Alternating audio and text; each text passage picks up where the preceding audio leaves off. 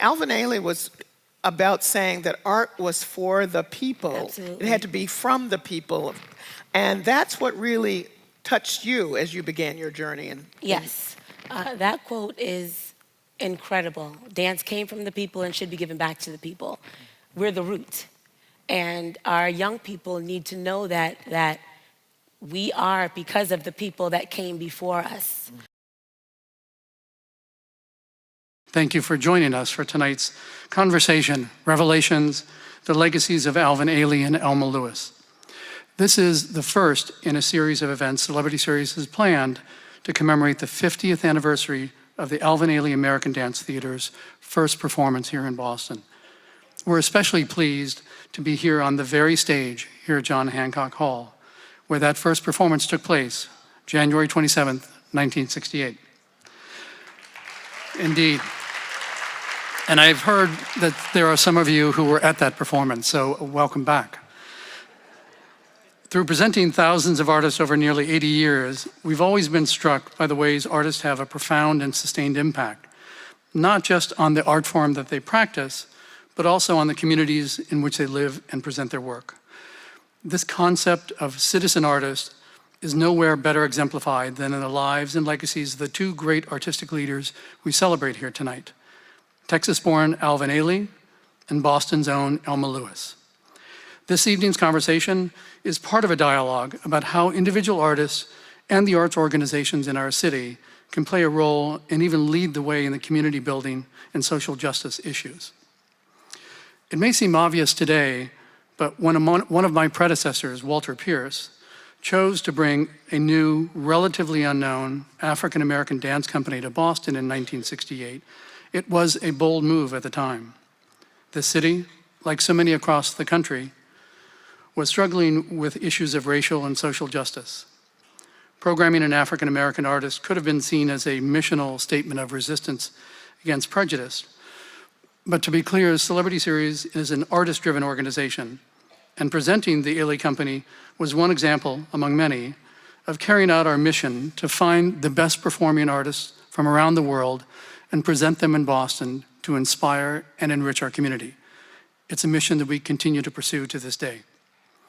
In addition to tonight's opening event, Celebrity Series will celebrate this 50-year milestone by bringing Ailey dancers into 4 Boston area schools this winter for a series of master classes and educational activities. In February, we'll sponsor 2 free events for the public, that's you, where you can come together and learn sections of the iconic choreography of Mr. Ailey's masterpiece, Revelations. Now, whether you end up dancing like Ailey dancers, we'll have to see how that works out. And of course, the Ailey Company returns in March for its 50th anniversary performances at the Bach Center Wang Theater. And I know you won't want to miss that. All of the details about tickets and these events are on our website, celebrityseries.org, and in your house program. I would like to thank the staff of the John Hancock Hall and our friends at WGBH who are recording tonight's discussion to be archived on their free online forum network. WGBH celebrates a 50th anniversary of its own. For 1968, the weekly program, then known as Say Brother, and now known as Basic Black, premiered in response to the call for public television to reflect the concerns of its African-American viewers.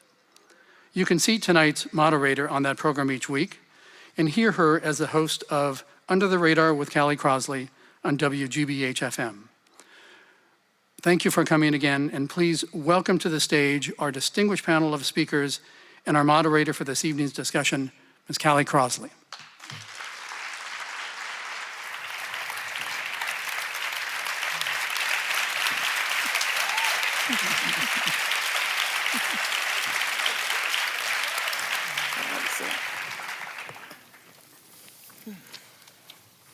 Good evening.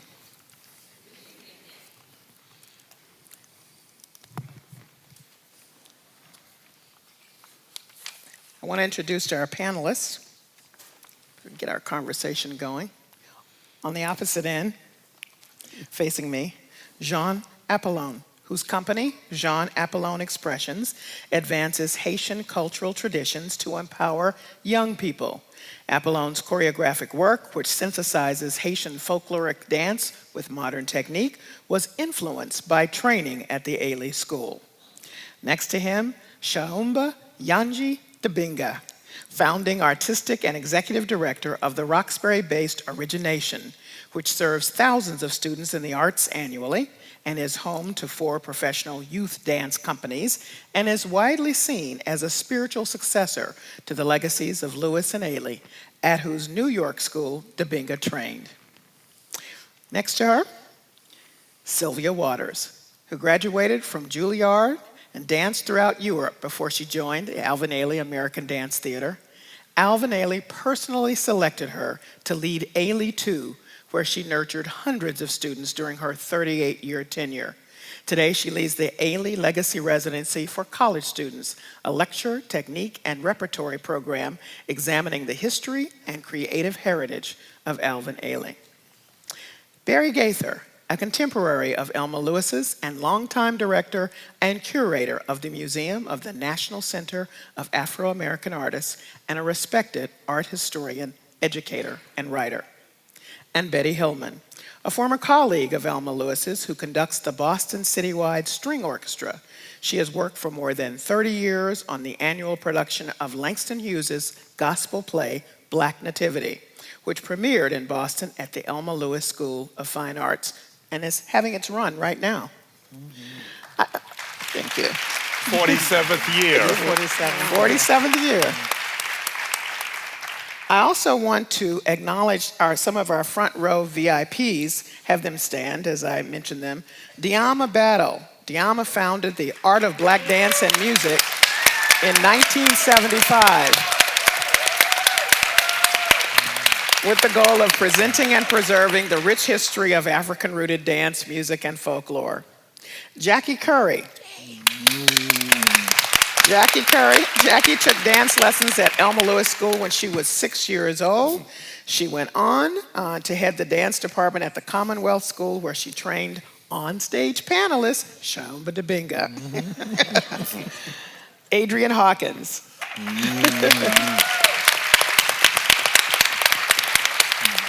Artistic director of Impulse Dance Company and legendary contributor to Boston's modern dance scene. And Leslie Butler Barron. Leslie started her dance career at age 6 at the Elma Lewis School of Fine Arts, and she worked with Celebrity Series to bring Ailey dancers to her classroom. Welcome them. All right. Tonight, Revelations, Alvin Ailey, Elma Lewis, and their legacies. I thought it would be appropriate to begin with some of their words. So from Alvin Ailey, I wanted to explore Black culture, and I wanted that culture to be a revelation. From Elma Lewis, our role is to support anything positive in Black life and to destroy anything negative that touches it. You have no other reason for being. I don't understand art for art's sake. Art is the guts of the people. So we're celebrating the 50th anniversary of the performance of Revelation, Sylvia Waters. And I want to go back actually even before that, when you were a student at Juilliard and you first saw Revelations. Talk to us about what you saw and how you felt. Well, at the YMHA that Sunday, I mean, it was a place where you had to be for dance. There were as many dance luminaries in the audience as there were on the stage. But Revelations was something that everybody immediately reacted to. And the first Revelations, I don't know if many people know, was almost an hour long. I don't remember that, but it was. And at the end, there was a hush. And then this burst of applause and stomping and yelling, and how that impacted me. First of all, I never thought I'd ever be dancing it, let alone teaching it. and passing it on to this day. It was something that identified me. I knew those songs, many of them. Part of that had been my experience growing up in the summers in Virginia with my grandmother. And to see that larger than life on stage left me, I mean, it was a visceral experience, really. And I remember Alvin dancing it to this day. I've never seen anyone do Wading in the Water, for instance, like he did. I'd say that the version we know now happened really in about 1964, when he really, that was the one thing about Alvin, he would always go back and fix it and refine it. And he whittled it down to 30 minutes somehow. He hated giving up some of those songs, but he did.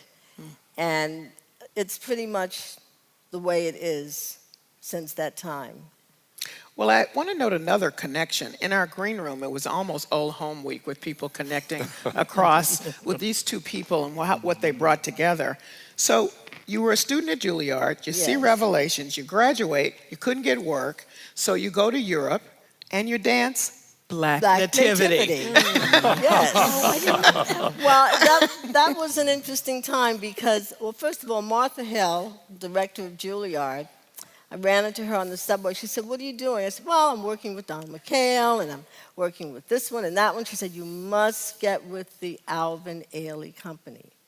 I said, "Really?" She said, "Yeah, that's going to be the company." Well, I had known Alvin since I was 14, really, when he first came to New York. I had my first sighting, my first Horton class with him. I didn't know what it was, but it was Horton. I learned later. Anyhow, but she said, "You must get with this company." So I got a phone call from a fellow Juilliard student who said, "How would you like to go to Europe, a 7-month tour, making X number of dollars a week?" I said, "Okay." And it was Black Nativity, choreographed by Tally Beatty. And all of my friends, though, were dancing with the Ailey Company. So I went over to the Clark Center, and Alvin said, "Sylvia, what are you doing now?" I said, "Well, I just signed a contract to do Black Nativity." He said, "Oh, do you have Takiko's phone number?" Without losing a beat. He needed a girl, and I was a minute too late or too early. But we had the same management, so we met up many times in Europe. In fact, we spent the whole month of, I think, November in London. And when I finished Black Nativity, I would run over and see the end of the Ailey performance. And one night, I heard the strange voice in the pit singing House of the Rising Sun. And the next moment, there was Alvin on stage doing Backwater Blues with Hope Clark. And what happened was Brother John forgot to show up that night. So Alvin had to do the singing and the dancing. Wow. So, Wow. yeah. Well, I know that you came back to United States. I'm making a transition to you, Barry, in 1968, and that was the time when, right after the deaths of MLK and Bobby Kennedy, and you wanted to return to the States from Europe. So I want you, Barry, to set the stage for here's Revelations and Alvin Ailey bringing this powerful piece to Boston in 1968 in that fraught year. But Boston was having its own racial tensions. Place the Revelations performance in the context of Boston at that time. I have to do that by reference to Miss Lewis. Of course. I did not myself come to Boston until the fall of '69. But Miss Lewis loved to talk about all of these things. And she convened all of her staff every Wednesday. And we went over the lessons that she saw and that mattered to her. And then at her kitchen table, we also went over these. So we knew a lot about her going to and fro to New York in the 50s. Her effort to get her own students started with dance a little bit. her acquaintance with Alvin from those trips to and fro, and also with Tally Beatty, who eventually came when his company was acquired by the National Center. But Miss Lewis had attended a conference at Columbia College. McHale was at that conference, and out of that, she had come to the conclusion that it was past season for black people to be complaining about having no place to be somebody. And she thought her job would be to help make that place. And in response to that, in the fall of 1968, she founded the National Center of Afro-American Artists. It was the third organization that she established in Boston. She had begun the Elma Lewis School of Fine Arts in 1950 and the Elma Lewis Playhouse in the Park in 1966. And in all of these, she was expressing her belief that all of us, but especially young people, came into the world with enormous talent. And that if adults didn't teach them that they couldn't do things, they would take on the world and transform it. She saw dance as one of the vehicles that could make that happen, and it was the vehicle that was particularly close to her. So when you see pictures from the school and from the center in the 60s and early 70s, you often will see her with her students standing at bar or in some other relationship, and she was imparting to them a truth in which she deeply believed, which was, you have to know who you are to become fully who you can be. That meant that the cultural heritage mattered, and she wanted her school to give that to her students. But she also wanted them to understand that a cultural heritage is not a prison. It's not a limitation. It's a platform from which you can address the world. And she wanted to make that platform. She saw in dancers like Alvin and in Tally that they had been able to find a voice and to express it even at that early point in their careers. And she wanted her students to know people who were doing things. So this mattered. She was in the business of making those introductions, but also in making a teaching space where all of those experiences could be learned from. So, Betty, one of Elma Lewis's mantras was glory in yourself, anything is possible. And I would say that what Barry has said about Elma Lewis and what you knew about her inspired you to come to Boston because of what was happening here, and it was so exciting. Yes. Tell us about how you came because of the Elma Lewis and what she was building here. Yes. I was in California. That's where I grew up. That's where I went to school.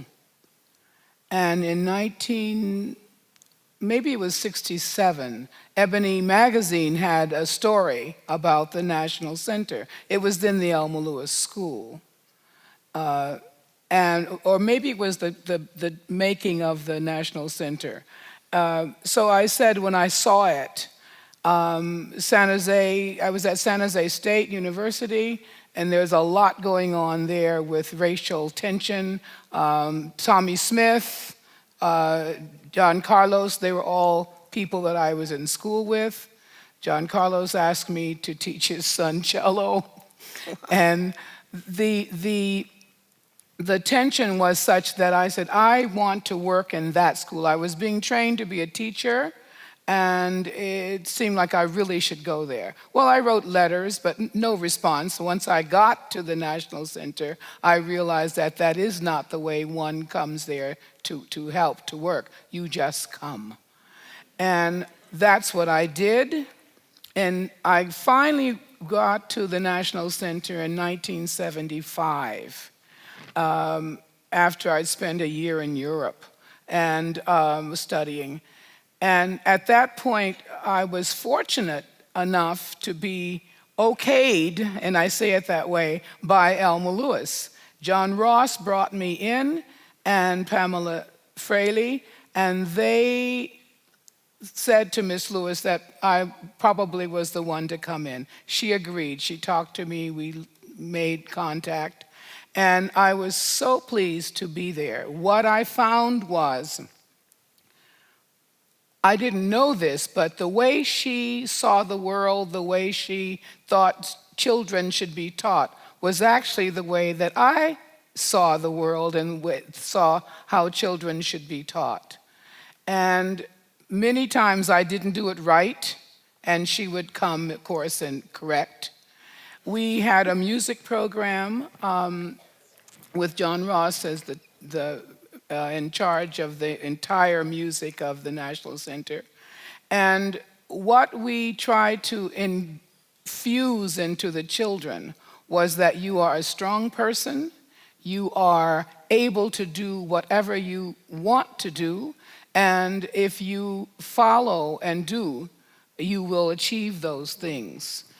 Miss Lewis was not easy on the children. For example, once we had You're getting response from people who apparently were in school with her. Really? They know. You're getting a lot of response, from people yes. who are agreeing with you about the not easy. She wasn't, and that's Okay. true, but it was a good thing. Once we had Miss Lewis, of course you all know, we never had enough money at the National Center or the Elma Lewis schools, always short. One day a check came in, a donation from an organization she did not support. She said, send this check back. And she did that, and I think that was the check that she sent with a child on a bus and brought it back to that organization. She was that kind of a person. She would not back up.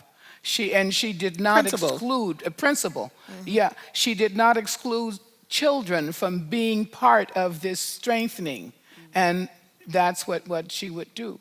May I put a fast little footnote? Yes. The article was an article by Peter Bailey that appeared in Ebony magazine in 1970. 70, so okay. Thank you. I'm going down to the other end of the panel because both Shaumba and Jean were not around at the beginning. when Revelations was coming 50 years ago, they weren't here. But the legacies of both of these people drew you to art, to dance, and to fulfill your own dreams. And Shaumba, I'm going to start with you because Alvin Ailey was about saying that art was for the people. Absolutely. It had to be from the people. And that's what really touched you as you began your journey. Yes, that quote is incredible. Dance came from the people and should be given back to the people. We're the root. And our young people need to know that we are because of the people that came before us.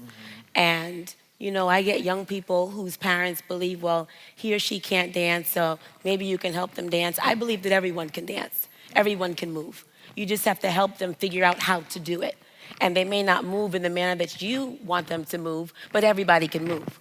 And so we have to do our best to make sure dance is in every school, in every community center, in every church, in every mosque, everywhere throughout the country, because young people need that to survive. We need the arts. And if I didn't have the people that are sitting right here, and I didn't have the Elma Lewis legacy and the Alvin Ailey legacy, I'm not quite sure where I would be today. What in your own personal journey, in terms of your learning to dance, give me a little bit more about Revelations in that context. I was introduced to the Ailey Company by Leslie Butler. And so I started with Jackie Curry, and Jackie Curry introduced me to Leslie Butler. So I have my two dance moms, mentors in the audience. But, wow. So we're known for a lot of people in Boston as the Alvin Ailey in Boston, or I'm known as the Elma Lewis of Boston. And I take that to heart because when you go to see an Alvin Ailey performance, You can't leave in the middle. You have to stay until the end to experience revelations, to understand what Mr. Ailey was thinking about when he talks about dance being given to the people and being taken from the people. He talks about the church. He talks about being ready to put on that robe. He talks about life. He talks about before life. He talks about afterlife and the life that we're living in now. And so Revelations to me is a revelation. It's a life. It's a legacy. It's a way of living. And it's just amazing. It's difficult to just sit here in 5 minutes and talk about Revelations and talk about the legacy of Alvin Ailey and Elma Lewis. But it means a lot to me when I get those sorts of compliments. When I hear any connection of origination to Mr. Ailey or to Elma Lewis, it makes me feel good. It makes me feel whole. It makes me feel like I'm doing what I was put on this earth to do. Okay. So Jean, you're in Haiti and you're having dreams of dancing and everybody is laughing at you because they say it's a fantasy. And I want to point out here that when Alvin Ailey wrote or composed Revelations, he was 29 years old. This was only his 10th ballet. So, young people can do a lot early on. Definitely. So tell me about where your being in Haiti, hearing these stories and being drawn here.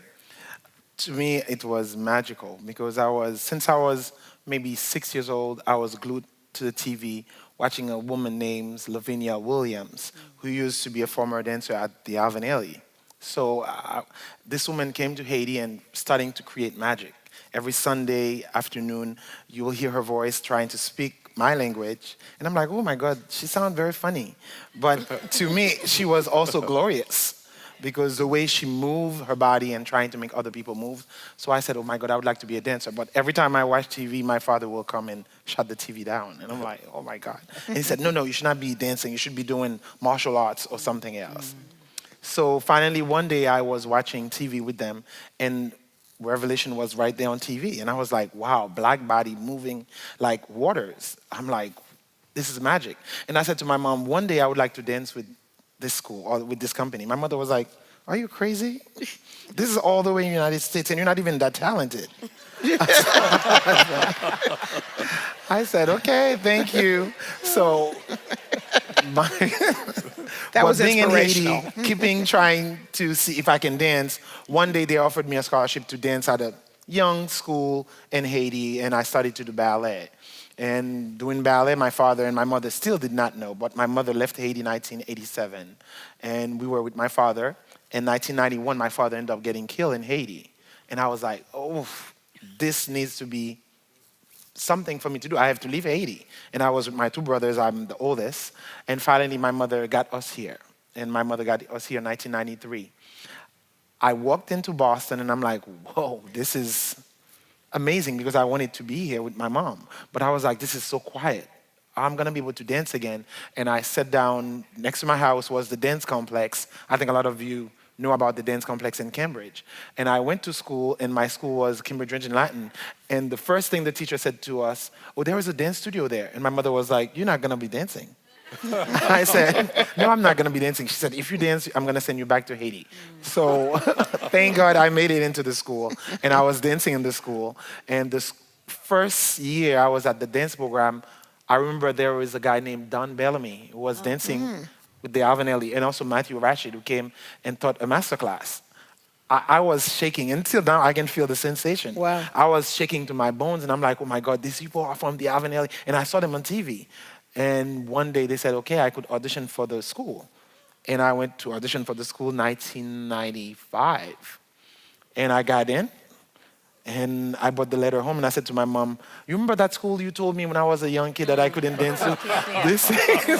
This is the letter that I got. I got into the school. And my mother was like, no, this is a lie. This is a lie. This is not true. I said, yes, Mom, I got into the school, and I'm going to be going to New York. She said, no, you're going to be going to UMass Boston, and you're going to try to do something else. But since then, to me, really seeing this dream came true. So it was really unbelievable. Still now, I'm still overwhelmed being here with you guys and with Miss Waters and being able to talk about this magical moment. Even with Miss Elma Lewis, I started to do Black Nativity 1995 also too, before I left Boston. And when I left to go to Alvin Ailey, I was still coming back and forth to do Black Nativity for Miss Elma. So to me, it's just magic.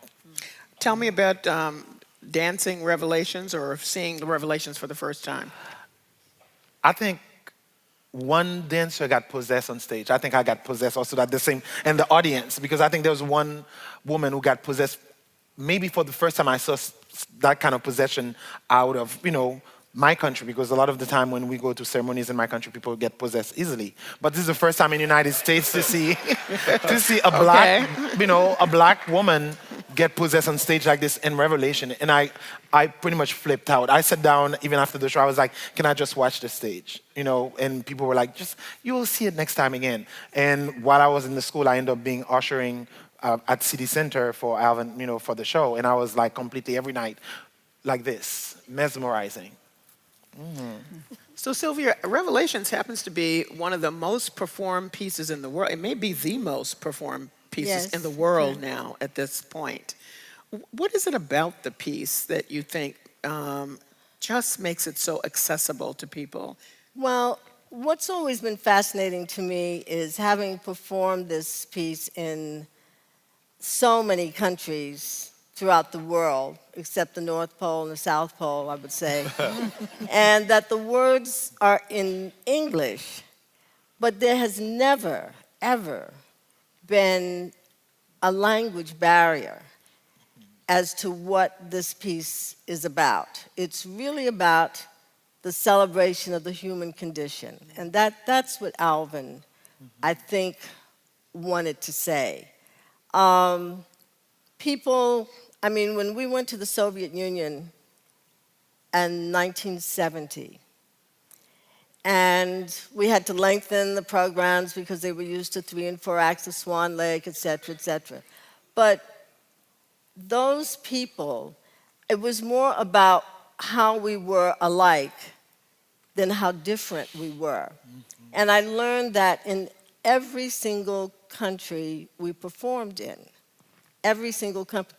I think the first time Alvin went to the Southeast Asia, there was only one place where the audience didn't respond. I can't remember where it was, but it was because the custom of that country was not to applaud for performances. So the dancers were like shocked. What did we do? What happened? And then they found out that it just wasn't the custom. But the way audiences to this day continue to respond to that work and how they connect with that. And I can't think of any place where they haven't. One interesting thing, returning to Russia once Stalingrad became, what is it now? St. Petersburg. And I was with the company at that time, about 6 years ago, for the White Nights Festival, and sitting in the audience. Well, I couldn't remember being in the Mariinsky Theater. Well, I had not been ever in the audience of the Mariinsky Theater. I'd been on stage, and I realized that when I went backstage and looked out. I said, oh, yes, I remember. But what was absolutely riveting was when Revelation started, that hum before the curtain goes up, and you see the dancers in the Amber Special, the audience started applauding immediately. And there were so many people in that audience who had seen the company there in 1970 and hadn't seen them since. And they were still responding to that. And I know everybody in Moscow and all those Russian cities, they have videos, because they were allowed to video for every performance.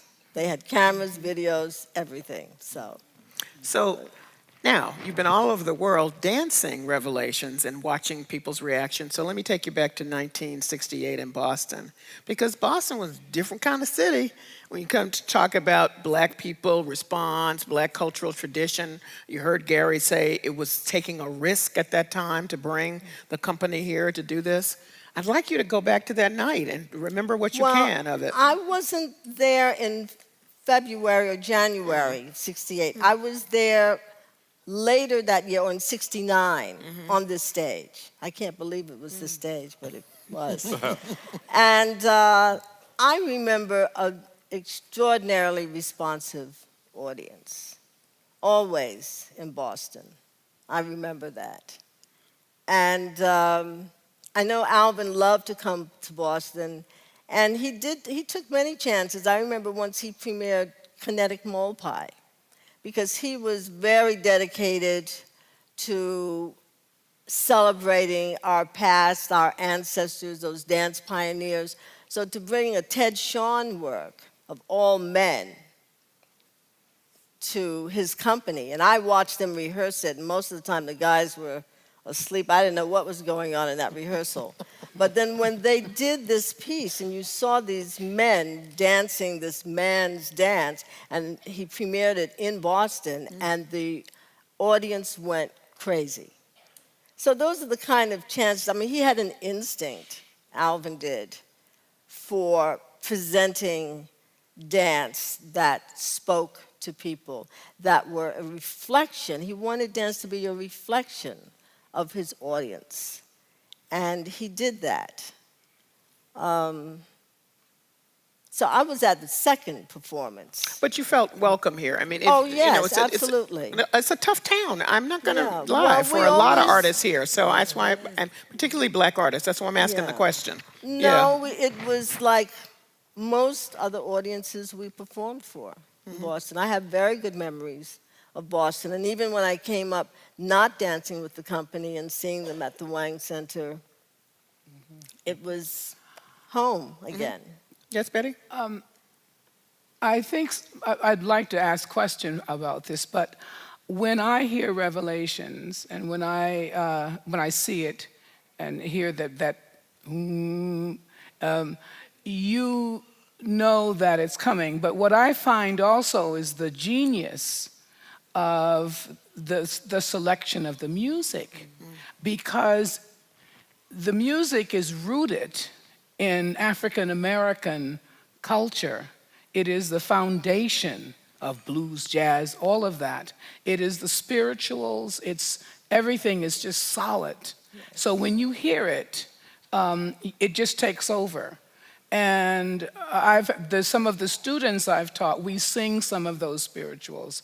And I was so pleased when I'd have children, this is children grade 4 and 5, they would come see the dance company, and they'd come back and they say, Miss Hillmon, they were dancing to our song. You know, yes. And it stayed with them, and it stays, I think, with the audience, whether they know anything about spirituals, black spirituals. The music is there, and it is core. And Alvin Ailey selected those pieces. Yeah, and that's why I said it was very hard for him to edit it to 30 minutes, because these were his blood memories. Yes, These were the songs he grew up with when he went to church every Sunday with his mother, Elizabeth Cooper. And she said they never went to the same church every Sunday necessarily. It depended on who was singing and who was preaching. Yes, Okay. right. But right. those songs he took with him through adulthood. And when he decided to make Revelations, he worked with Howard Roberts on arranging the music. And I remember when Abyssinia, they wanted to do it live. And so I brought them the charts, and the conductor said, "Oh, we can't do this." I said, "Why not?" She said, "All of these parts are written for soloists. I don't have that interesting. many soloists in here." Oh, that's interesting.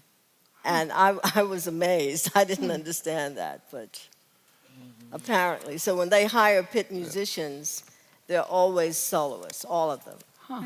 Yes, Barry. Yeah, I would observe that the task that was taken on in creating the work was taking a property that's a communal property, because the music is a congregational, communal property, and distilling it into an essence that concentrates it. What happens in that process is when material genuinely comes from the interior spiritual landscape and you penetrate it far enough, it's the same interior landscape that people everywhere have. It's the landscape of living and dying, of loving and losing, of hope and aspiration. It's these things that are inseparable from us, but that come in a cultural package. And if you can orchestrate that package, it becomes powerful in immeasurable ways. And in the 20th century, there is in Black cultural history a number of steps on the way to the kind of peace that Revelations is. At the very beginning of the 20th century, this is the dynamic taking place in music that converts field songs to concert material. This is a forerunner in the 1918 appearance at Symphony Hall of Roland Hayes. All of this is taking this material that is so concentrated in Black experience and choreographing it to make it lyrical and accessible and beautiful beyond resistance, and then to render it in a world that can't not respond to it. I mean, I think that's ultimately the kind of gift that an extraordinary piece of work like that gives us. And there's an accessibility at every entry point for everyone. Yes, So because there's no- ultimately, if yes. you're human, you can you get have that. to enter. So let me talk to you about the word visionary, because Barry, you've described Elma Lewis as having a profound vision, which is what struck you about Yes. the work that she was doing. And we talk of Alvin Ailey in those terms as well as visionary. What does that mean, and what has it meant for them to be at the time that they were trying to move forward with, and a visionary means that the rest of us can't see what they're doing, right? They're ahead of us in that, and what impact that has had on community. One thing that vision always requires is that you not look at your feet, that you look at the infinity of what's beyond you. When Miss Lewis started the Elma Lewis School, nobody was interested in teaching young Black children in a small urban Black community anything about the arts. She thought, we need the same kind of platform to be ourselves that every other great culture in human experience has made. Why can't I help make that? And she started a vision that evolved. The initial vision was very much represented in the school.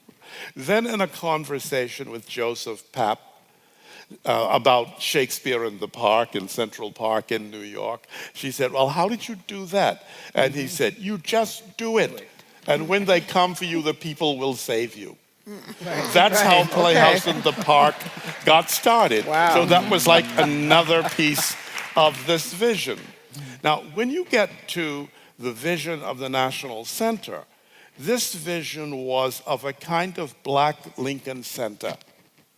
It was a coming together of teaching and all of the disciplines of the arts in a graded, structured way. Not a drop-in kind of teaching, but a teaching that builds a foundation and then elevates itself on that foundation. And she saw tying that to visual arts and to performing arts. And she wanted the National Center to embody these three things: the performing and visual arts at a professional level, parallel to a teaching level. Dance, she saw in big terms. So we bought Telly Beattie's company in '69 and brought it to Boston. It became the dance company of the National Center. At the same time, George Howard, who had been a practitioner of Dunham method, was teaching African and Caribbean dance. And Michael Babatunde Olatunji was commuting from Harlem to teach African drum and language because she saw all of these as woven into the fabric. And the vision was to create all of these at a level and scale where they would elevate everyone who came in touch with them, from the smallest children, from the most untutored person to the most elevated person, that everyone would have their spirit lifted and empowered. That was the vision that she had. And in that period, from the late 60s through the 70s, we actually made a working model of that vision, to the degree that the Elma Lewis School was serving almost 400 6 to 12-year-olds, another 150 adult and teens, and 90 men in Norfolk Prison. And the exhibitions were happening between ourselves and the Museum of Fine Arts. We showed that that was a model that could happen, but it was a model without endowment. That's right. And the money ran out. And then we had to go back and think, how do we actually make this as a stable thing? And that is the present piece of her vision, which I'm humbled to try to move forward with our Tremont Crossing project. So what she was doing then and what Alvin Ailey was doing with his own vision was really putting these pieces into you all down here at the end to come forward with your own vision. And so I'd like you to respond to both of these icons as visionaries and how you then, well, Jean, let's start with you. I mean, you had to envision yourself because your mama told you were not going to make it to begin with.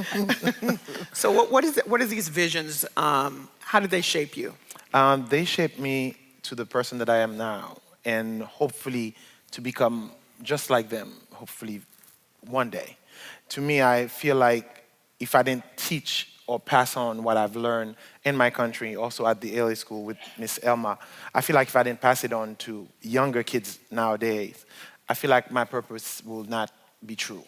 So to me, I feel teaching and pass on what I've learned through my teachers and also my own experience, teaching it to other kids, that will make the world better. So that's the reason why I feel like going back to Haiti even since 2006 with my even dance company, who's here also too. So we kind of embark in Haiti trying to teach kids who doesn't have no hope, because there are kids who are worse than me in Haiti now, living with no food, no mothers, no fathers. And to see those kids dancing through drum beats or to music, to me it's just give me comfort to keep on moving, because I feel like... How does art feed them then? It feeds them in a way was pretty much necessary, because we use art as therapy in Haiti, even though we never believe in therapy in Haiti.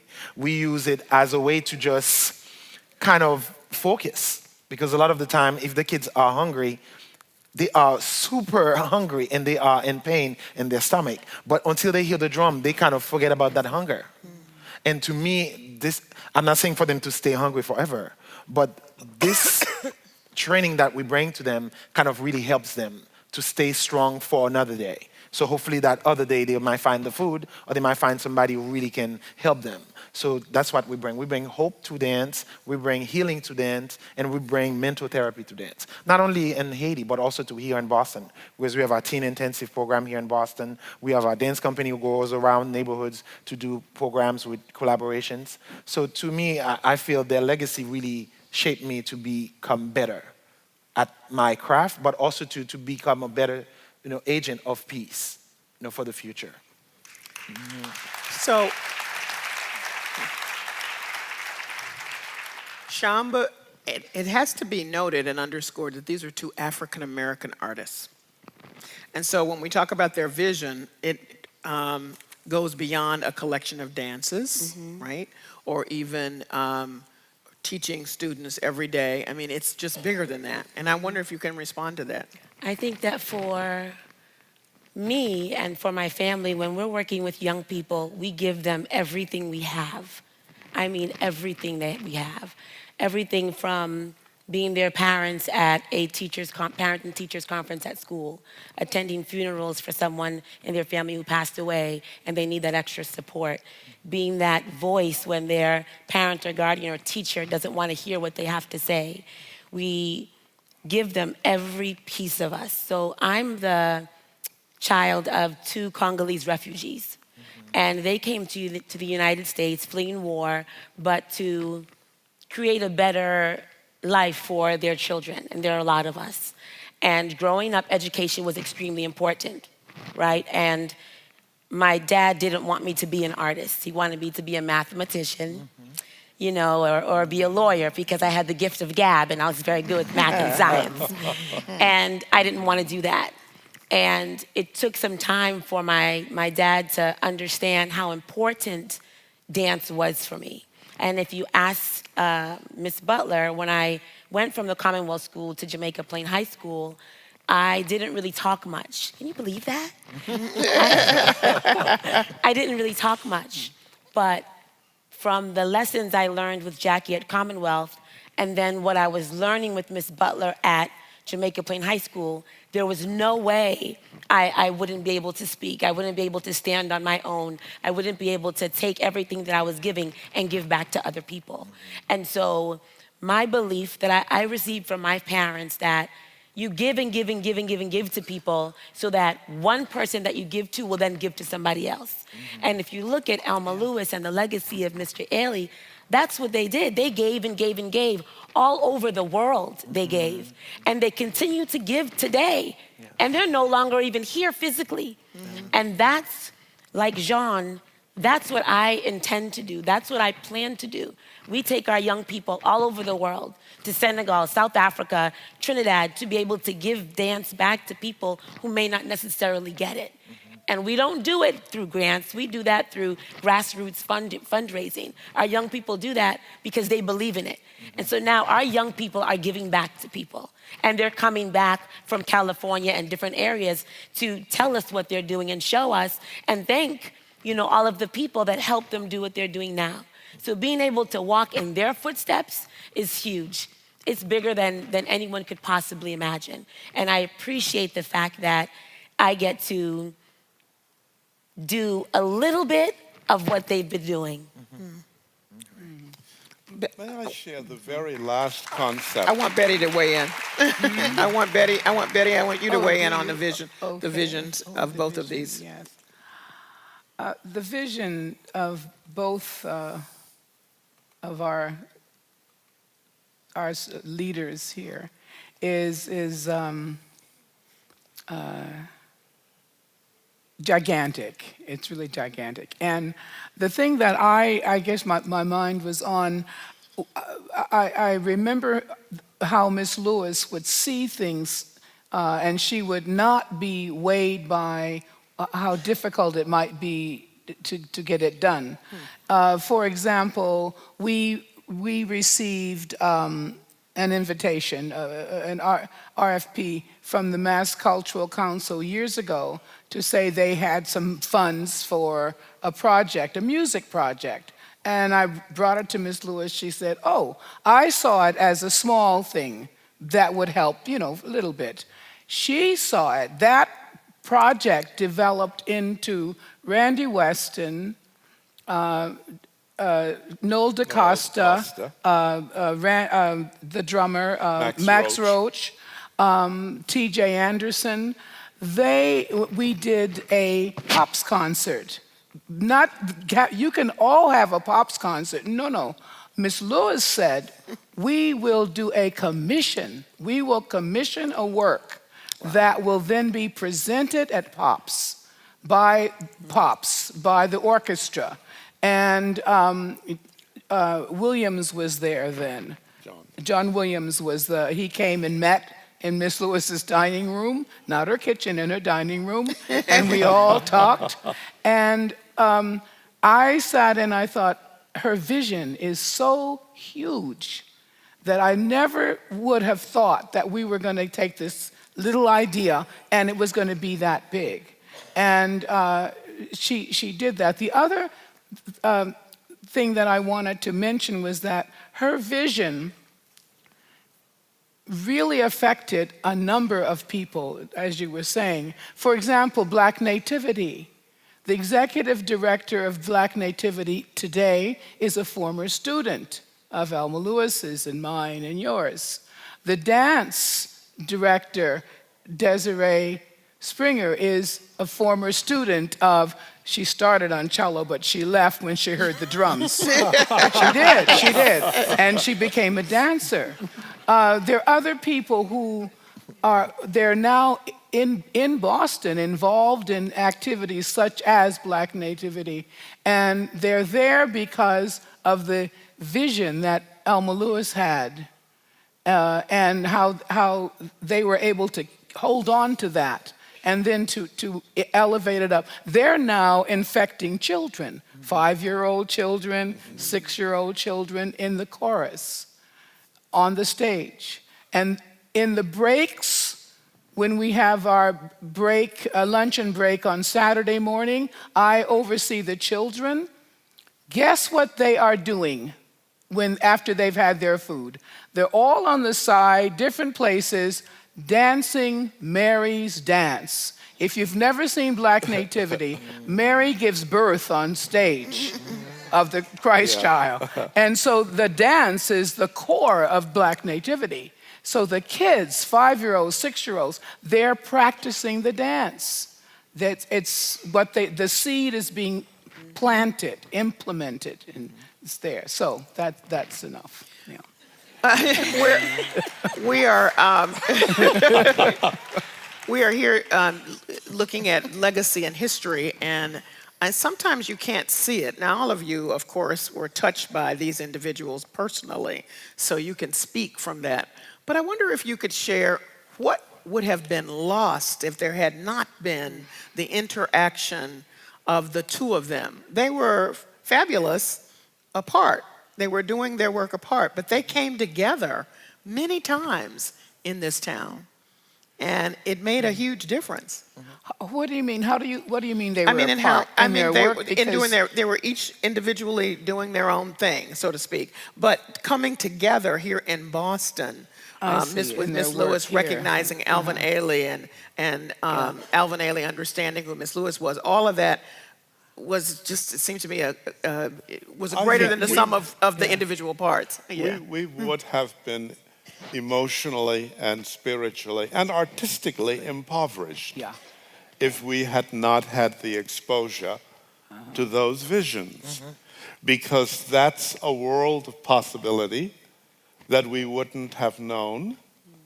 And it's an affirmation of things that we feel in ourselves and try to translate that we would have had less knowledge and less ambition to undertake. So I think there is an inspiration that's of immeasurable dimension that comes from the contribution of Alvin and of Miss Lewis. And I wanted to be tolerated. One tiny footnote. Okay. And the one tiny footnote is Miss Lewis's last vision of dance, because she was always, whenever we ran against a wall, a day or two later, there was a way over the wall and around it. And her last vision of dance was she wanted to create an entity that would have been called the International Dance Forum. And it would have been made up of dancers that were African American, but also from all of the developing nations of the post-colonial world, and would have been based on exchanges between those companies across the globe. And it would have expressed the way in which we are a global people, and the way in which we all bring different pieces of the same thing that can make a porridge that's just worth consuming. And that was her last dance vision, and one which I think she'd love to see empowered by the success of our effort to regain the scale, scope, and excellence of her work in our new manifestation. That might yet happen. What would have been lost? Anybody else? To me, I would not be able to be here. I might not be able to really encourage to become who I am today. Because of course I had many great teachers in Haiti also too who said to me, you're gonna go to United States, make us proud. So if I did not expose to their vision and be able to expose to their work, I might not really be encouraged, because there are a lot of greater dancers than me who left Haiti who never even inspired to continue dancing. They end up become, lawyers, doctors, and you can see them like, whoa, my God, you're still dancing. And I'm like, yeah, it's because really they're inspiration. And I think for me, I get to coordinate the Elma Lewis Playhouse in the Park every summer. So I get to work with hundreds and hundreds of young people, whether we're teaching them dance or they're seeing free performances during the day, or families are coming to concerts in the evening. I wouldn't be able to participate in that extraordinary event. If you look at some of the dance schools here in Boston, a lot of them are doing Mr. Ailey's work. So they're creating their own revelation, so to speak, and that wouldn't exist. And we presently, one of our former members of Origination, Belen Perea, is in her 7th or 8th season in the Ailey Company. And for her, she said she's there to make sure his story is told, his legacy continues to live on, and that's why she's there. And so I think it's important for us to realize that our young people would be missing something. We would be missing something. If I didn't have an opportunity to go to the Ailey School, I would be different. I learned so much during that time about myself, being able to stay in New York without parents and guardians, but being in an atmosphere where everyone was there for the same reason, really helped me find out who I am and what I'm capable of doing. So if those two didn't connect and if they didn't exist, it wouldn't be the same. There's no way it would be the same. To me, it's when I got to Alvin Ailey, I knew how important my Haitian culture was important to me. Because I knew that I had folklore and traditional dance in my body. But when I got to Alvin Ailey to see dancers and teachers teaching those techniques that I grew up around, Dunham technique, and even Horton, the way the dancers move, I'm like, whoa, I have to really even go back home, because my mother said, you'll never go back home because they kill your father, you never go back home. So when I got to Alvin Ailey, I said, this is my purpose, to go back home, to really even do more research about my tradition and be able to incorporate my tradition to what I've learned, what I'm learning in America. Sylvia Waters, how do you think it's best to, you're in the business now in leading the project that you lead about preserving Alvin Ailey's legacy and having us understand what that means? Well, I feel extraordinarily fortunate, and I do believe in Kismet. Since the first day I saw Alvin on East 57th Street, not knowing who he was, and he smiled. Nothing lascivious, just friendly, unlike New York. And 2 weeks later, I ran into him at the new dance group, and he said hi, like he knew me. And that's when I took that Horton class. He was substitute teaching. And since I've known Alvin and listening to, first of all, one of his mantras was, a dance company needs a home. We need a home. He had a huge vision. Outreach was one of them, which he did almost from the inception of the company. Arts and education was very, very important to him. He would always say, you never know your next choreographer sitting in the audience of school kids. You never know. And we used to scream and cry about doing those early morning performances, but we did them. But he had a huge vision. He wanted dancers, he wanted what he called the total dancer, who was disciplined in all of these techniques. He felt the technique was there to free you, and his style was a very eclectic one. He embraced all kinds of dance. He wanted a children's theater. He wanted a junior division. He wanted all kinds of teachers from all over the world to be able to teach at his school. And now we have just added 2 more floors to that 8-story building, 4 new studios, classroom, more offices, and it is a huge, huge, wonderful place to be. And I can hear Alvin saying, you know, you are the most individual person there is. You're the one. And I think it is a vision and a dream realized having worked with people that he trusted. Because when he hired you and you said you could do this, he expected you to do it. Mm-hmm.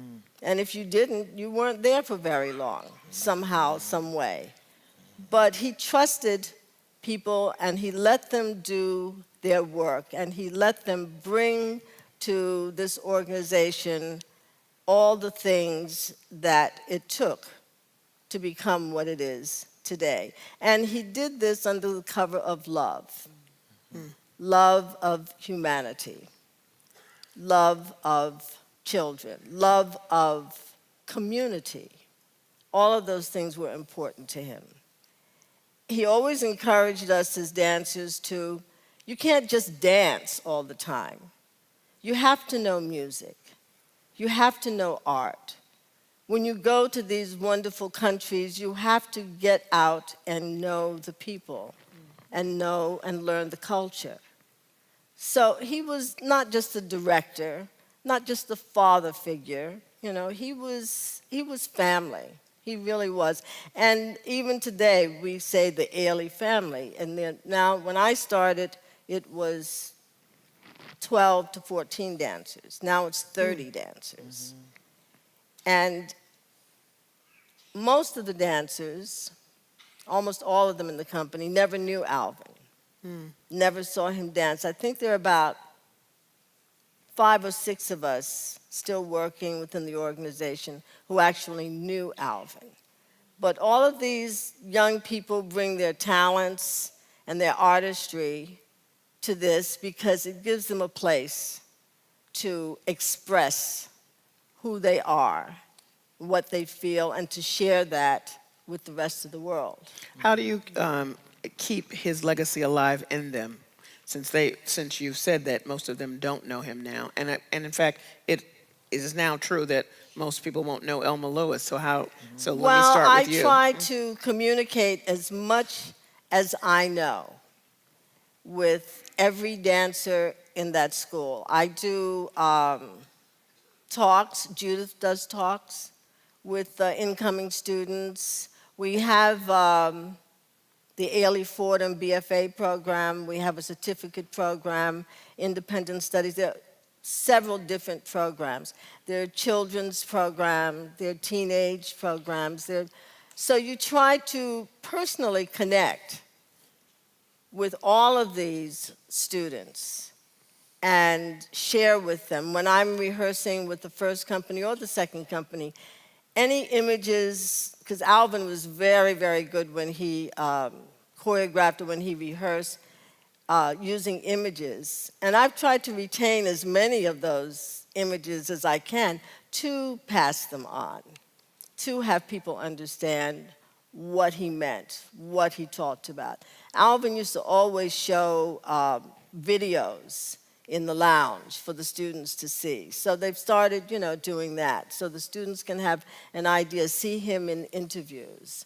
And I do that when I'm teaching. I show as many interviews as I can. There are very few of Alvin dancing, but there are some. Well, I think 2 things should be raised here is that the company has only had 3 directors. Right. It was Alvin himself, then Judith Jamison, and Robert Battle. And you brought Robert Battle in. We should give you that credit. You recognized him as a young choreographer, and now he's directing the company. And the second thing, which I didn't I don't think a lot of people know that the largest building dedicated to dance and dancers is the Alvin Ailey Dance Theater Yes. in New York City. Our glass palace. Yes. Call it. So, you know, that's a pretty. I think I was saying to someone earlier that next year the Ailey Company will celebrate its 60th year. And Judith and I was saying, did we really ever think we would be celebrating 60 years? You know, we said that when it was 50 years, and here we still are. But it's a wonderful feeling. I have to say, every time I walk into the Ailey space, I feel a big smile that this was something Alvin wanted. Maybe this is even more than he could have expected. That space at 55th and 9th Avenue, which used to be a PBS studio, before that was a CBS studio, where Lamp Unto My Feet, the first television show he did, was shot. And then when we were looking for a building, we thought we'd stay on 61st Street, but then the post office moved in, so that couldn't happen. The board, some real estate people on the board found that space. And so he's still in the house, for sure. He's still in the house. That's right. Okay. Betty? How do you keep the legacy and the memory going? Because I think Sylvia's making the point that most people now coming through will not know. That's a question that we have been discussing. And most of us feel quite concerned that for Elma Lewis, there is a couple of generations of people who have never heard of her. And so we are finding that we need to teach more directly, and we have to find ways to do that. And I will say Black Nativity does it.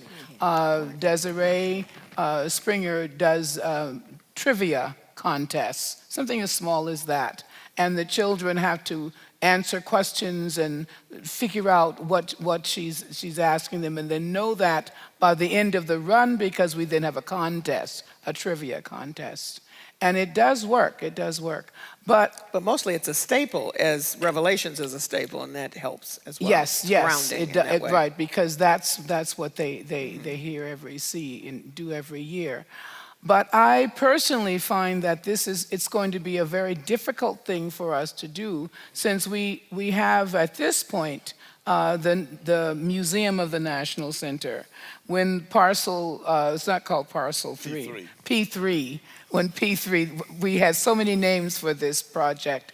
When when ground is broken for that will give us a location again, and it'll become easier to build her legacy. At this point, we just have to take it on ourselves to speak about her at all times, to tell people, and I think it'll work that way for a little while. Okay. I'm going to let... There was just one thing that Chamba and I both forgot to mention, was about the Ailey camps. Yes.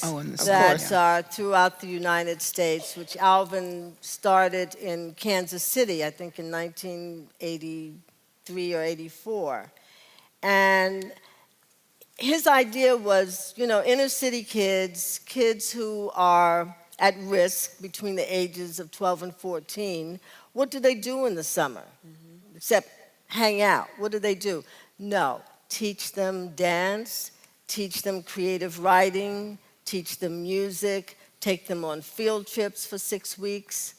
And you were director for 10 years in Boston. And it is an amazing program. I mean, a lot of times these kids will not become dancers, but they will become better citizens. Absolutely. They will have discipline and structure in their lives, and they will have dreams that they hope to realize.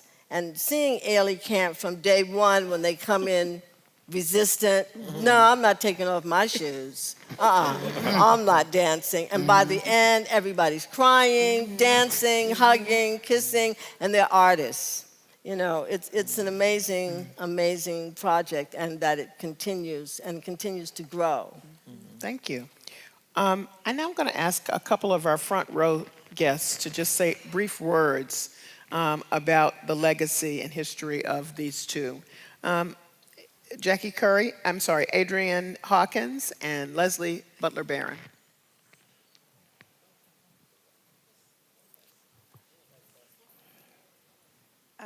Well, first Leslie off, Butler Barron.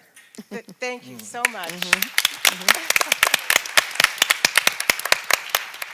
for this opportunity to hear your input into what. Hello, is that better? There we go. Okay. Yeah. I just want to say thank you for this evening and for sharing your knowledge of these two amazing people. When I think of what legacy I got from Miss Lewis, I think of some funny things, and I think of some very heart-rendering things. What I got from Miss Lewis was a discipline and an understanding that we must put back into the community from which we come. So when my performing years were over, I chose to come back to Boston and to teach in the public schools. And I also felt it was very important that my students go to performances and see themselves on stage. So I would take my students to Alvin Ailey. And we were lucky enough to have an 8-year residency with that company. But I want to say one sort of funny thing. We learned to dance. When you came to class, you had to have your equipment. And if you came without your leotard and your slippers, you danced in your underwear. I forgot once. That was it. Thank you. And then the second thing was, if you were being taught a particular combination or a step and you did it wrong, you got a smack. And she said, now the leg that stings, don't put that one out. Thank you. Hadn't heard that one. Adrian? Adrian Hawkins? Hello. They told me to make it short. So, when they talk about revelations, I just have to give you this. There was a time in which I was choreographing a rock musical in Denmark, and Alvin was choreographing on the Royal Danish Ballet. And a friend of mine, who was his assistant, who was Ralph, he has 35 names. Ralph Paul Hayes was one of them. And a friend of mine also, Warren Spears, who had previously danced in the company, was there. And Alvin and I would go out to dinner every night because he was there and I was there. I met him and it was like, so every night. And my company, Impulse Dance Company, was started by Consuelo Atlas, who had danced with Alvin for 7 years. And the first thing that I learned when I came was the yellow section of Revelations. And we have taught it to so many people. But one of the things was we were eating, and I said, well, I know the yellow section. Consuelo taught it to me. He goes, no, you don't. I go, yes, I do. He goes, no, you don't. I said, yes, I do. Got up in the restaurant and did it for him. Wow. And he said it was right. Thank you. What's also right is that we have time for questions from the audience. We like questions and no statements. So I ask you to join us at the mic with your questions for our panelists.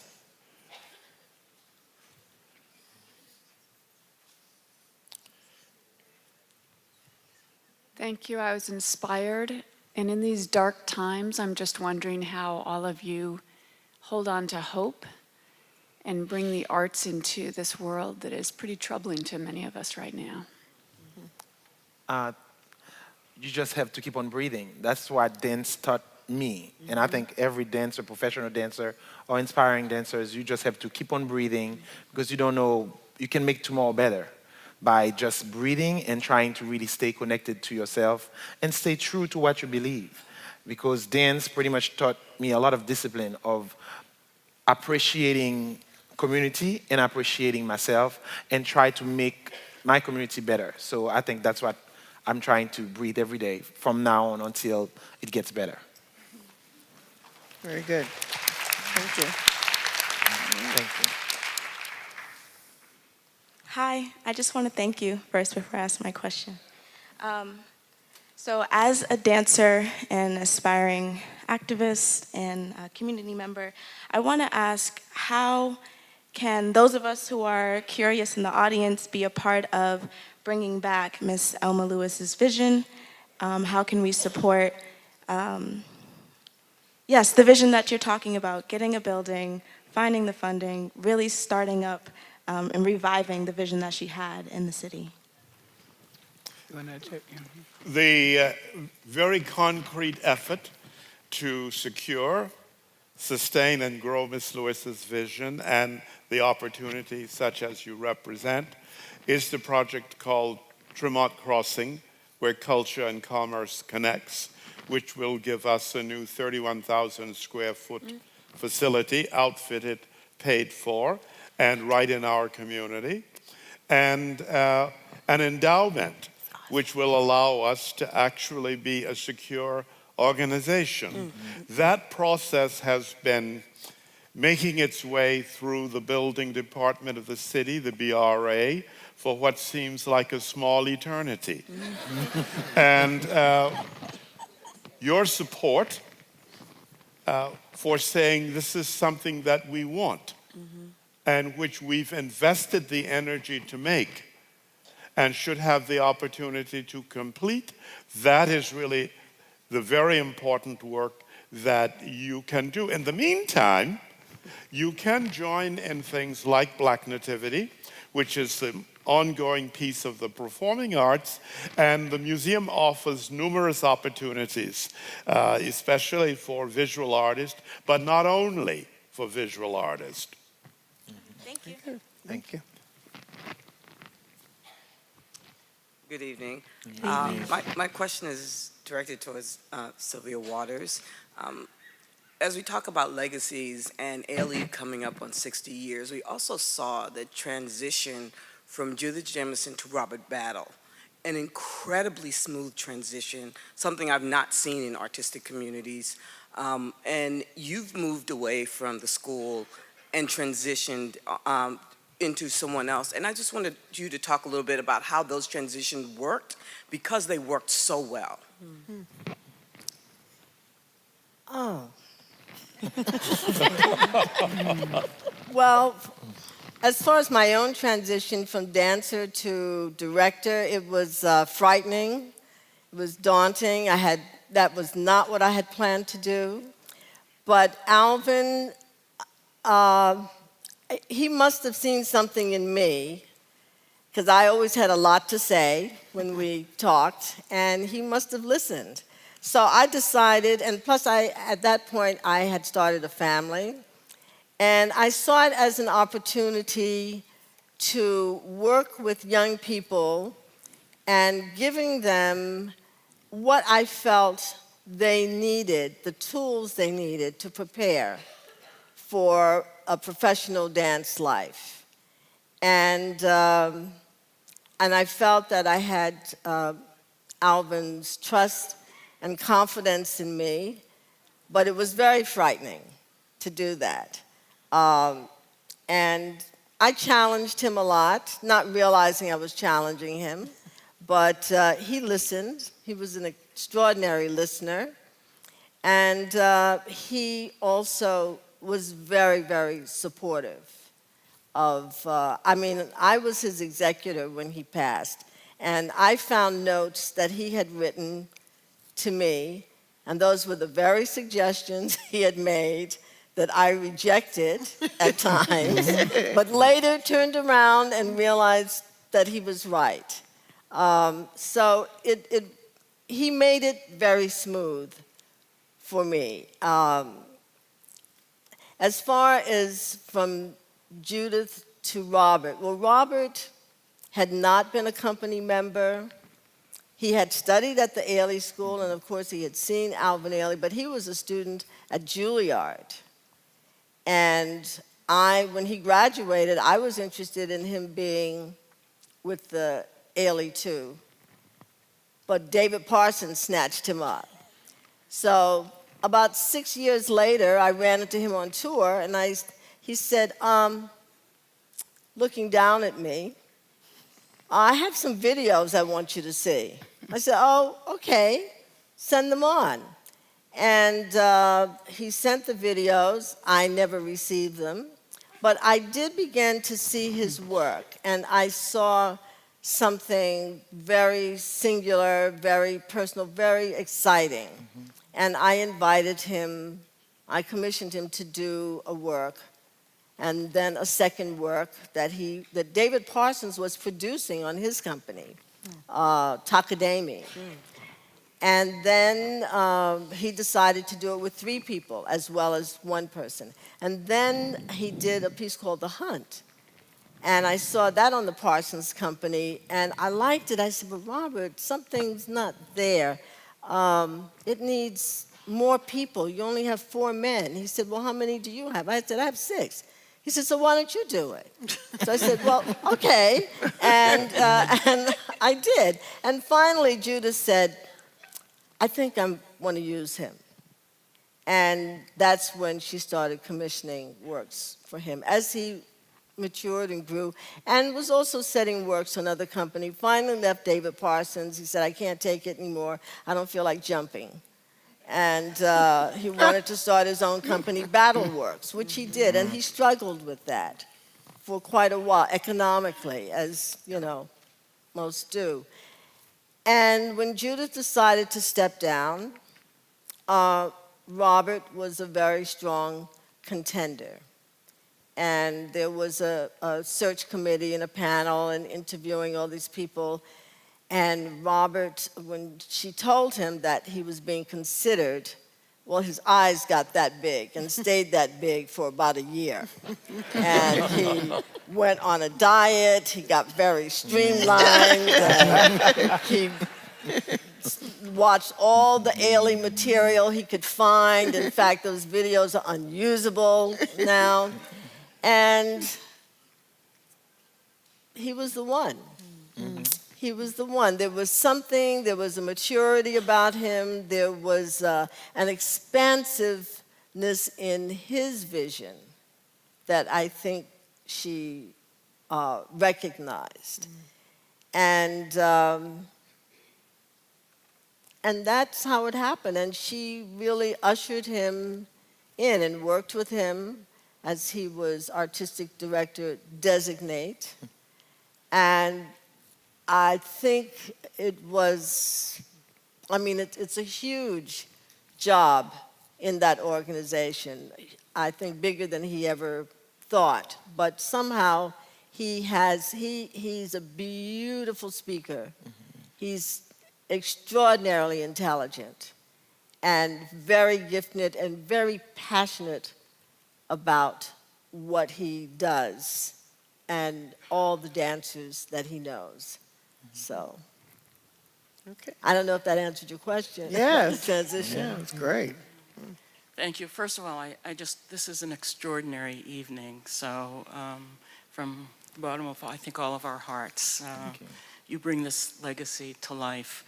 I'm going to veer a little bit, and my question is to Mr. Dunning. And it really comes off your initial focus, Callie, around Boston and doing this in Boston. And I think my question is, I'm just so pleased to see Celebrity Series doing this and bringing this to light here. But this is a city of immeasurable wealth as it relates to endowment for the humanities and for cultural organizations. And I guess my question is, how do the linkages occur between those historic institutions, cultural institutions here, and what we aspire to do in terms of the cultural legacies that are Elma Lewis in this city, and I think what's happened to the certain extent with Alvin Ailey in New York, so that when we do this 10 years hence, we're able to say that there's a partnership that's developed, so that endowment is shared, so that the importance of this legacy, this cultural legacy, is actualized in the same way as it is for Celebrity Series, for the Boston Ballet, for Boston Symphony Orchestra, and on and on. Would one of you like to address that? I thought Gary was gonna. I thought Gary? Gary. Oh, Gary, okay. Addressed it, yeah. Okay.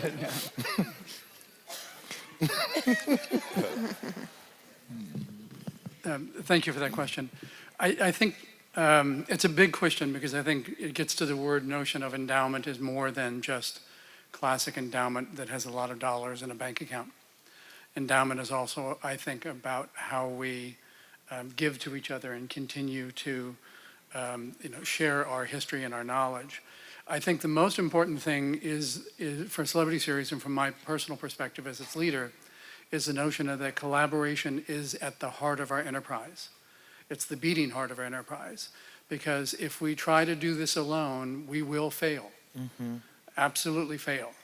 Now, obviously, we're dependent on artists, great artists that we put on stages from all different genres from across the world to do this. But it goes deeper than that, I think, in our approach to working here in Boston, because we work in so many venues, we work in so many different disciplines. We absolutely have to share and partner. And collaboration is not just, oh, we're working together on a project that's good for us. Okay. Collaboration is the notion of, I'm willing to do something that will help you. And I'll wait for the return to come later. So. Okay, thank you.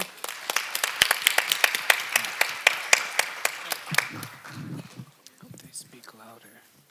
Hi, how are you? Fine. Great. My question is actually for all of you. It's been a really big inspiration for me to come here. I currently work at the Salvation Army Kroc Center working with inner city children to get them into the cultural arts, and I'm formerly the dance teacher there. But my question is, would you have advice of how to getting them to that level of confidence of being able to say, you can push yourself to your dreams of being in a company such as Alvin Ailey's company, where they stay in a state of mind where they consistently think, I'm not good enough, or this is where I belong, and I'm never going to be good enough, I'm never going to be the right size or the right shape or tall enough or have that technique that I see these dancers have, and able to make it into that company where I can see their talent, but they don't see their own. I'm going to start on that end. To me, I think you just have to give them a chance to be exposed to see work like that. You know, because myself, if I wasn't exposed or watching, something on, on TV, like, Revelation, I might not be inspired to really be persistent. So if you don't expose the kids to dance or to different kind of technique, sometimes they feel like intimidated. But as soon as you're starting to expose them to it, and they have good teachers who's encouraging them to grow, I think there is no limit. I think there's no limit. And to add on to exposing them, bringing them on field trips, but also bringing people that look like them into the Kroc Center to come and do workshops with them, whether it's in dance or spoken word or visual arts or theater, because then that will also allow them to believe that it's tangible, and people believe that, some people believe that dancers have to look one way, that actors and actresses have to look one way, but they don't. So bring people in, and there are a lot of us that will come to the Kroc Center on Dudley Street and come and work with your young people. So just give us a call. Yes, Thank please. you. You're welcome. I have one more question. Oh, I'm going to have to move to the next Oh, person. sorry. Hi. First off, I want to say thank you all, everyone. Ms. Debinga, thank you. You were my teacher at the Renaissance when it was right here. Taught me dance, did my first dance show. Oh my gosh. I'm not in dance at all, but it is something that Wow. throughout my education, it's been a home. I seek it out when I was at Boston University, when I went to my master's program. It's made my life. It's enriched my life. So I guess to the newer, like the teachers of the 90s, because that's you guys, I guess. What are the lessons learned in terms of how to nurture people like us that, I'm a product of the blessings and the things that were imparted from Elma Lewis and Alvin Ailey. But what have been the lessons learned in terms of best practices and just kind of how to nurture that regardless of what our potential is heading towards? And thank you again, I love you. I'm starting on this end. Betty? What are the lessons to nurture to encourage? The first Yeah. question. Yeah. Yes. Lessons. I teach now young children, and one of the things I've learned is that when you teach the children, you have to first of all be regular. I teach them stringed instruments. Be steady, be regular. You have to expose them to as many options where they see other players. This applies to whether dancers. These are violinists I'm teaching. Then you have to make sure that they understand not how difficult it is, but how wonderful it feels when they hear the audience applaud for them, when they see how much improvement they make, and they'll come back for the next one. You just have to do that for years and years and years. And you have to just have patience and know that they're going to absorb something that you're giving them. And other than that, I don't know what else to say. That's the teacher. Barry, would you add something? Would you like to add? On this? Yes. On this Yes, item? answering her question. The first question. Answering her question. This question exactly was what? What are the lessons that Yeah. she can take away now from? Oh, well. Yes. One is, Miss Lewis always believed that her students should see the very best. So Duke Ellington could turn up in a music class, or another notable. That idea is that person who is still a person. They're human, they eat, they drink water. Seeing them up close makes it more believable that you can become the kind of person that they are. So that's an important piece of modeling. I think it's also important to collaborate. And if you're running a program that has limitations, the way to escape those limitations is to find partners who bring you greater dimension. Yes. And for the student, it's an opportunity to see modeled in real life that things take more than one person, that different people bring different dimensions to growth, and that those are all pluses. So I would say it's important to model where you want your students to go, and it's important to collaborate to try to give them the widest thrust in that direction possible. You get one name, the young woman in the audience who's writing a PhD on Elma Lewis. Yes, the question was asked a little while ago about how you keep legacies alive. And one way you do is by giving them consideration in how we build the whole discussion of disciplines and the arts.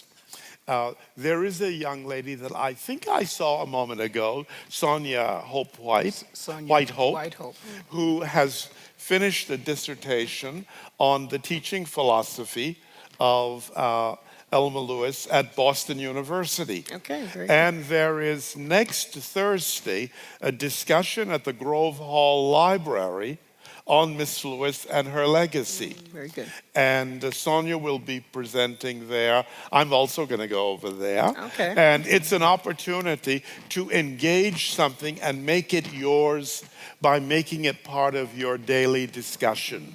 And making it also in books and other sources so that scholars at all levels can find that material and incorporate it into the larger narrative of what American artistic production is, has been, and can be.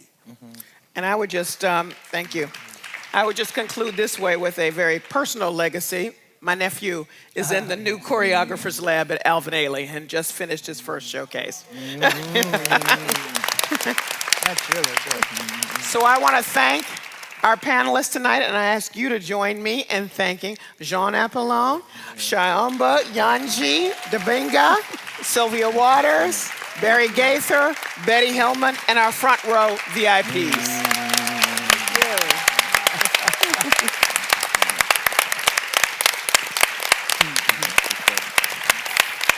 Thank you very much, and good night.